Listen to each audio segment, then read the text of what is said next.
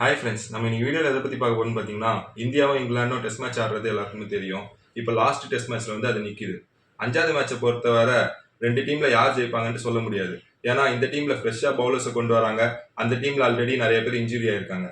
சொல்லப்போனால் இங்கிலாந்து அவங்களோட பிளேயிங் லெவலில் அறிவிச்சிட்டாங்கன்றே சொல்லலாம். பிளேயிங் லெவலை பொறுத்தவரை Jack Bradley, Ben Duckett, Ollie Pope, Joe Root, Harry Brook, அப்புறமா முக்கியமாக சொல்லணும்னா ஸ்டோக்ஸ் இல்லை. ஸ்டோக்ஸ் பதில் ஜாக்கப் பெத்தல் உள்ள வந்திருக்காரு. பவுலிங்கை பொறுத்தவரை ஃபுல்லாகவே ஃப்ரெஷ்ஷாகவே மாற்றிருக்காங்கன்றே சொல்லலாம்.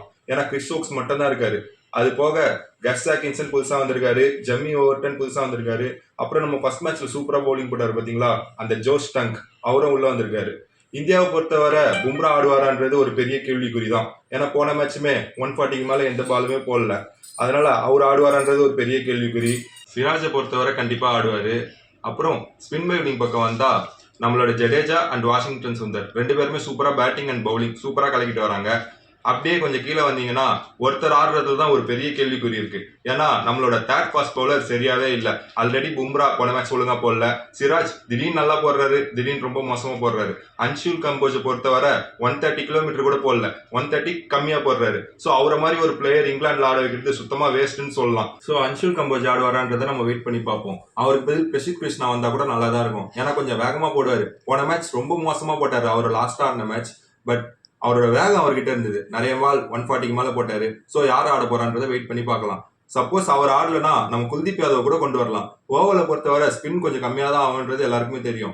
பட் குல்தீப் யாதவ் கிட்ட அந்த ஒரு நேக் இருக்கு. ஏன்னா இங்கிலீஷ் பேட்ஸ்மேனுக்கு ஸ்பின் சுத்தமா ஆட தெரியாது. இவர் வேற ரிஸ்ட் ஸ்பின்னர். ஸோ எல்லாருமே ஆல்ரெடி நிறைய பேர் சொல்லியிருக்காங்க குல்தீப் யாதவ் ஆட வைங்கன்ட்டு. ஸோ இந்தியா டீம் என்ன பண்றாங்கன்றத நம்ம வெயிட் பண்ணி பார்ப்போம். இப்போ 2 பிளேயிங் லெவலை பத்தி ஓரளவுக்கு நம்ம பார்த்தாச்சு. இங்கிலாந்து ஆல்ரெடி அறிவிச்சிட்டாங்க.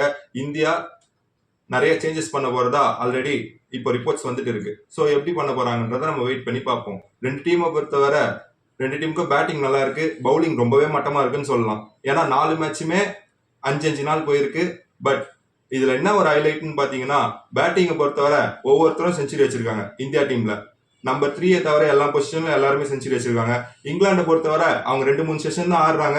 பட் அதுலயே 500 ரன் 400 ரன்னுட்டு ஈஸியா அடிச்சிடுறாங்க. ஸ்பின்னர்ஸை பொறுத்தவரை வாஷிங்டன் சுந்தர் அண்ட் ஜடேஜா இருக்காங்க. 2 பேருமே போன மேட்ச் லாஸ்டா செம்ம பார்ட்னர்ஷிப் கொடுத்து இந்தியாவை டிரா பண்ண வச்சு இந்தியாவுக்கு ஒரு பெரிய வின் பண்ண அளவுக்கு ஒரு சந்தோஷத்தை கொடுத்தாங்கன்றே சொல்லலாம். அண்ட் ஸ்டோக்ஸும் ரொம்பவே கடுப்பாயிட்டாரு.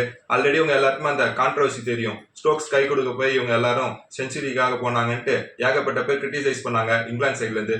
பட் இந்தியா சைட்ல இருந்து எல்லாருமே அவங்களை கலாய்ச்சாங்க. ரொம்பவே இது மட்டமான செயல்னு நம்ம அஸ்வின் கூட சொல்லியிருந்தாரு. ஸோ இதை பொறுத்தவரை இந்த 5th மேட்சுக்கு ரொம்பவே ஒரு காரசாரமான இது கொடுத்துருக்கிட்டே சொல்லலாம். நாளையிலேருந்து டே பை டே எப்படி மேட்ச் போகுதுன்றதை பத்தி அன்னைக்கு நைட் நம்ம ரிவ்யூவா பார்க்கலாம்.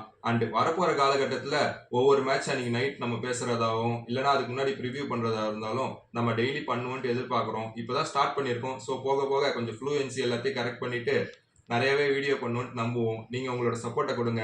நம்ம சேனலை லைக் பண்ணுங்க, சப்ஸ்கிரைப் பண்ணுங்க அண்ட் ஷேர் பண்ணுங்க. பார்ப்போம் எப்படி போகுதுன்றத.